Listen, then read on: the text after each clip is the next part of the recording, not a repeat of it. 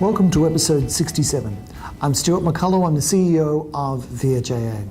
And starting with this week's Industrial Roundup, and in particular with community health, which continues a year of intensive bargaining. We're pleased to confirm that, broadly speaking, we have reached agreement in principle with the Health Workers Union for a new agreement for community health covering health and allied managers and administrative employees. There are a few details still to iron out, but we look forward to drafting that agreement to proceed to ballot. With respect to the MSAV, the union that covers dietitians, psychologists and pharmacists amongst others, we are still continuing negotiations following their counter proposal. And with respect to allied health professionals, we are continuing negotiations with a meeting on Tuesday of this week with VHIA to provide feedback from community health members to that union. We're also returning to the Fair Work Commission on Friday.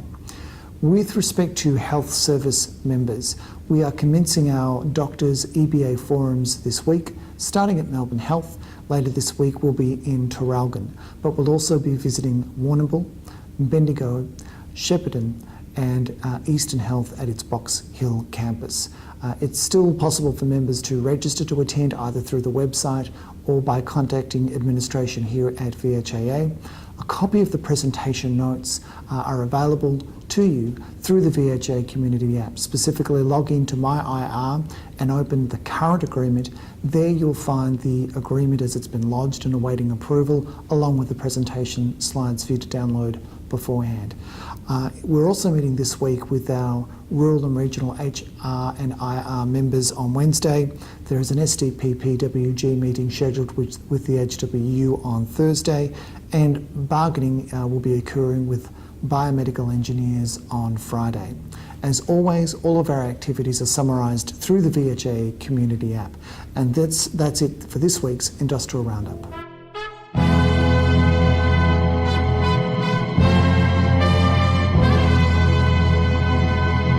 Welcome to the weekly update, where we go in depth with a particular subject.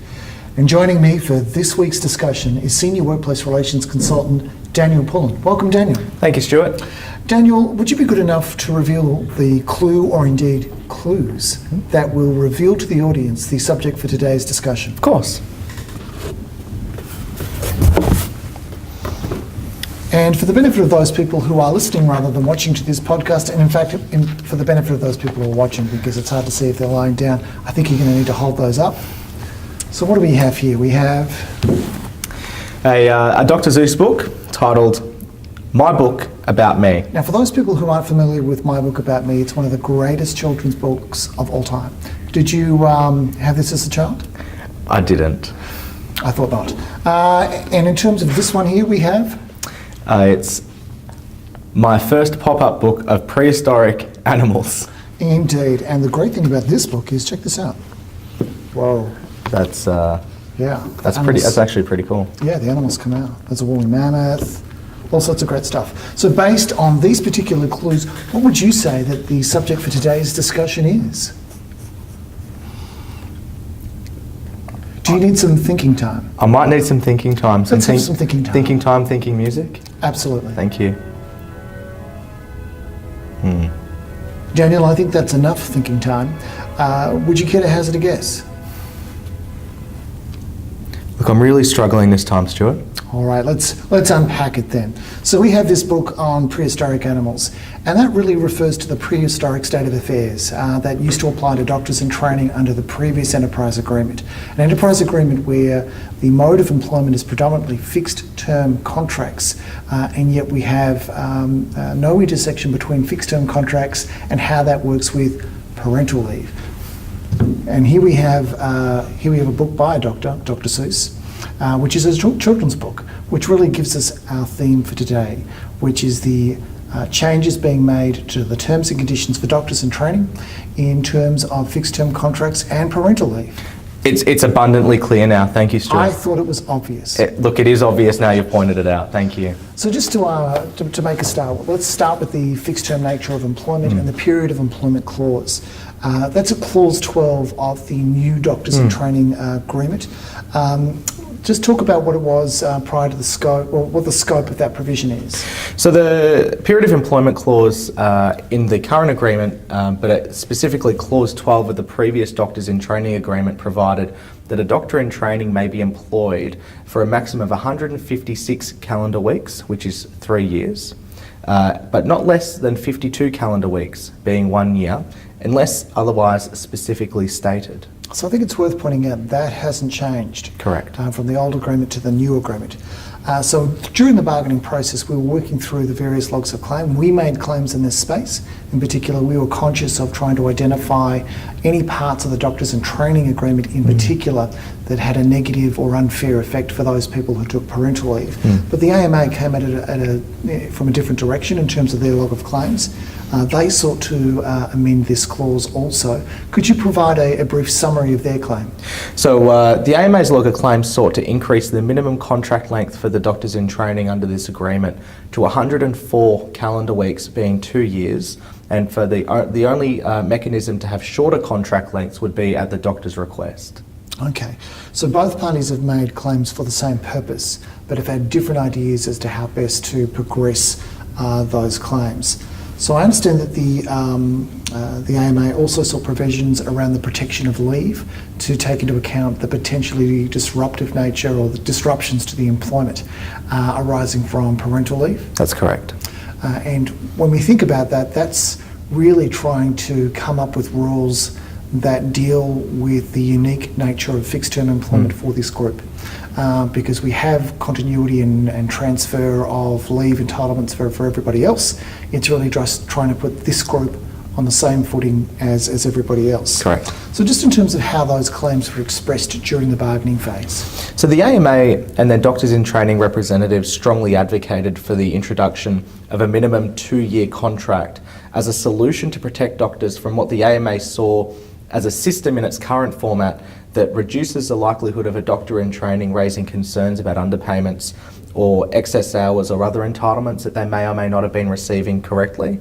In addition to that, it failed to protect doctors who become the primary carer of a child from losing their accrued leave entitlements when the contract lapsed. Okay, so members who've followed our previous podcasts on the topic of the medical specialists and doctors in training agreement would recognise something of a trend in this respect. Look, that's correct.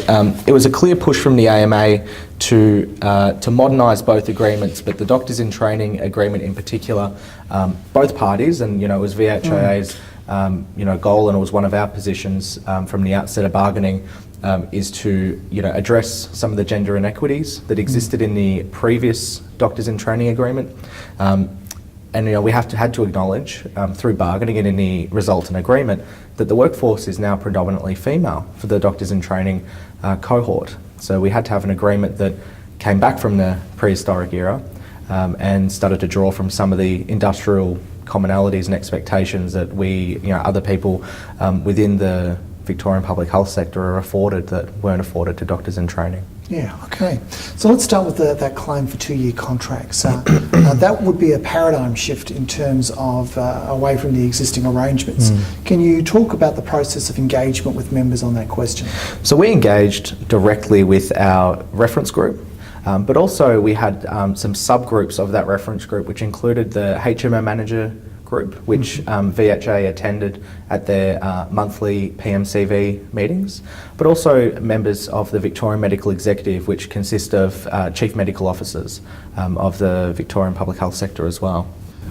So the new agreement provides for a period of employment that has that ability for still between 1 to 3 years. Yep. And the claim for 2-year contracts, I understand that there's some work to be done during the life of the agreement.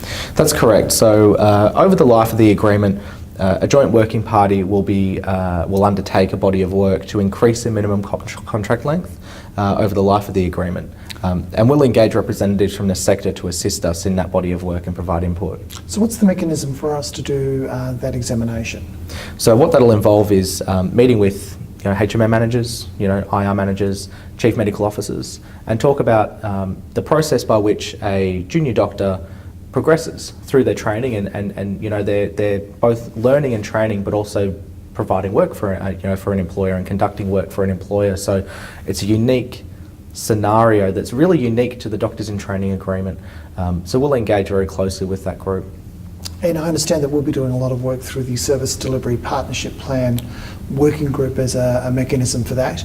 I'm looking forward to doing that work, but I must say that the difficulty with that claim for 2-year contracts as a proposal to redress the gender inequity provisions, the challenge in that for me was simply that by making it every 2 years, it simply meant that the problem occurred less often. Correct. As opposed to dealing with the problem. And the other issue with that approach was that it was seeking to deal with the heart of the issue indirectly rather than directly. Correct. Whereas where we ended up, I think, is a far more direct approach to resolving that issue.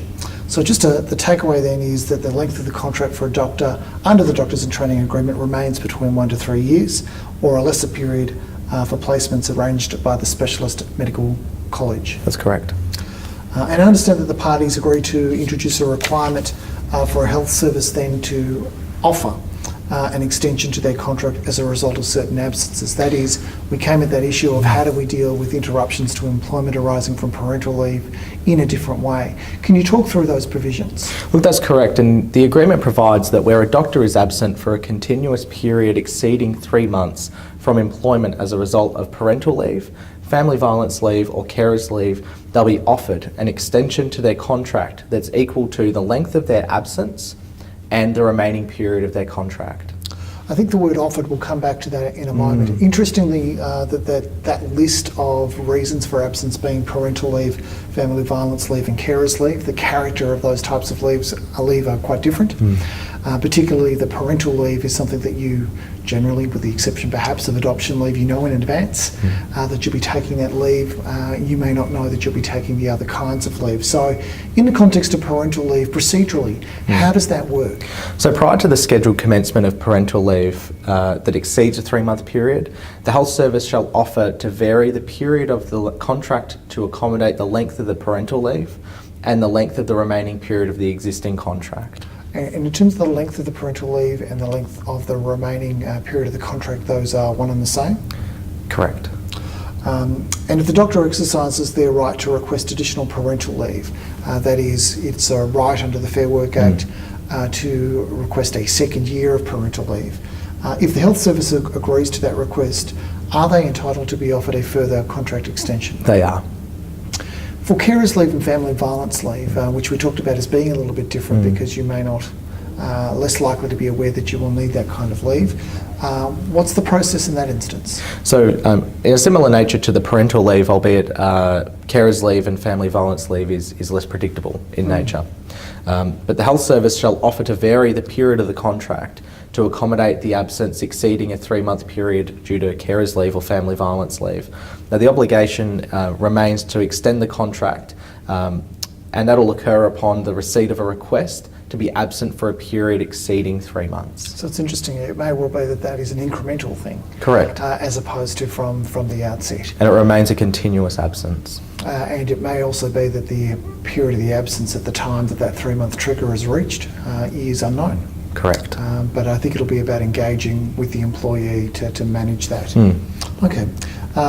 So it appears that the key terms here are continuous period and offer. Correct.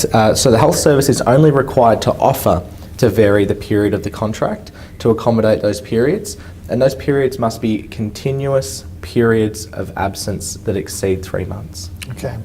And can you provide an example of where the doctor accepts the offer to extend the contract? I can. So a doctor commences in February and has a contract that ends in February the following year. The doctor commences a 12-month parental leave period in September, and prior to commencing their parental leave, the health service offers to extend the doctor's contract by way of variation.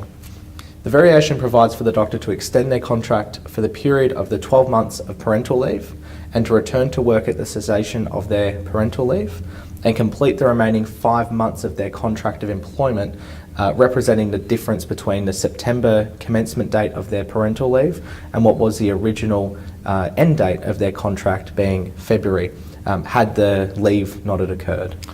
Daniel, there's a subclause in that relevant provision which talks about that nothing prevents the parties from agreeing to some other period.